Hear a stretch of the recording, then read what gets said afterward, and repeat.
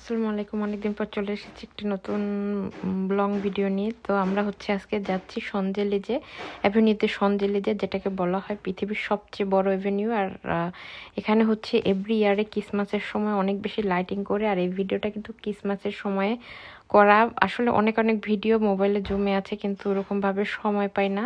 তো আমার কিছু দর্শক আছে যারা অনেকদিন ভিডিও না দিলে মেসেজ করেন যে কেন ভিডিও দিচ্ছি না। তাদের জন্য মাঝে মাঝে মন চায় যে দুই একটা ভিডিও দেই। তো এই তো আমরা চলে এসেছি। আর এখানে সবাই এই লাইটিংয়ের সময় যায়, দেখে, ঘুরে, ছবি ভিডিও করে। তো আমরাও ঘুরলাম অনেকক্ষণ। আর এই যে রাস্তাটা দেখতে পাচ্ছেন, কতক্ষণ পরে পরে ওরা লাইটগুলো কালারগুলো চেঞ্জ করছে, দেখতে এত বেশি ভালো লাগছে। আর এই জায়গাটা গেলে আসলে চোখ জুড়িয়ে যাওয়ার মতো জায়গা, এত সুন্দর করে ওরা লাইটিং করে এভরি ইয়ারে ক্রিসমাসের সময়। এবং এই লাইটিংগুলো কিন্তু অনেক দিন পর্যন্ত থাকে। তো আমরা কখনো কখনো হেঁটে বা কখনো কখনো গাড়ি দিয়ে ঘুরে ঘুরে দেখলাম। এরপরে আমরা আইফেল টাওয়ারের পাশ থেকেও একটু ঘুরলাম। আর ওই দিন এত বেশি কুয়াশা ছিল যে আইফেল টাওয়ারের অর্ধেকটাই একদম কুয়াশায় ঢেকে গিয়েছিল, পুরো আইফেল টাওয়ারটা আসলে দেখা যাচ্ছিল না। এরপরে অনেকক্ষণ ঘোরাঘুরি করতে করতে কিন্তু আমাদের ক্ষুধা লেগে গিয়েছে। আর আমরা অনেকটা জায়গায় ঘুরেছি, গাড়ি দিয়ে ঘুরলে আসলে অনেকটা জায়গায় ঘোরা যায়। আর হাঁটতে গেলে কিন্তু অনেক বেশি সময় লাগে। তো আমরা খুব বেশি হাঁটাহাঁটি করি নাই, একটু গাড়ি দিয়ে ঘোরাঘুরি করেছি। আর তাহান গাড়িতে ঘুমাচ্ছিল, এই কারণে আমি আর তাইবা আমরা একটু বের হয়ে কিছুক্ষণ হাঁটলাম। এরপরে আমরা আরও একটা দিকে চলে এসেছি। এই জায়গাটা অনেক বেশি সুন্দর।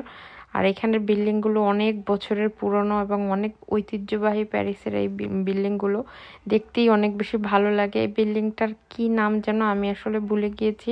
ক্রিসমাসের সময়টা আসলে পুরো ফ্রান্সের পুরো জায়গাটাই সাজানো হয় এবং এত বেশি লাইটিং করে। আর বিশেষ করে অ্যাভিনিউ ডি সনজেলিজে, এখানে সারা পৃথিবী থেকে অনেক অনেক মানুষ আসে আসলে এই যে ক্রিসমাসের সময়টাতে শুধুমাত্র এই লাইটিং দেখার জন্য। ওদের এই লাইটিংটা এত বেশি ফেমাস সারা ওয়ার্ল্ড জুড়ে। তো এই সময়টা অনেক বেশি ভিড়ও থাকে ওই জায়গাটায়, এবং ওখানে যে শপিং সেন্টারগুলো আছে সেই সেন্টারগুলোতেও।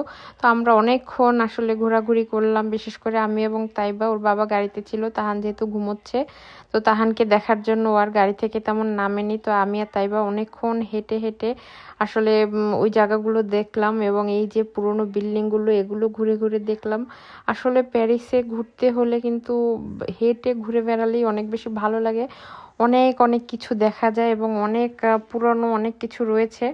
এরপরে আমরা চলে এসেছি একটা বাংলাদেশি রেস্টুরেন্টে। এখানে আমরা গিয়েছিলাম মূলত ভাপা পিঠা খেতে। ভাপা পিঠা আমি আসলে বানাতেও পারি না, তো বাইরের কারো কাছ থেকে অর্ডার করে নিয়ে এসে খাই অথবা রেস্টুরেন্টে গিয়ে খাই। তো আপুর ওখানে চলে গিয়েছিলাম। উনি বাংলাদেশি একটা আপু, তার রেস্টুরেন্টে পিঠা বিক্রি করে। তো চিতই পিঠা নিয়েছি, ভর্তা নিয়েছি, ভাপা পিঠা নিয়েছি। ওরা যেহেতু এগুলো খায় না, তো ওদের জন্য পিৎজাও নিয়েছিলাম, আবার আমার জন্য চটপটি, তারপর ওদের জন্য ফ্রেঞ্চ ফ্রাই। এই তো সব মিলিয়ে একটু খাওয়া দাওয়া করলাম, তারপর বাসায় চলে এসেছি।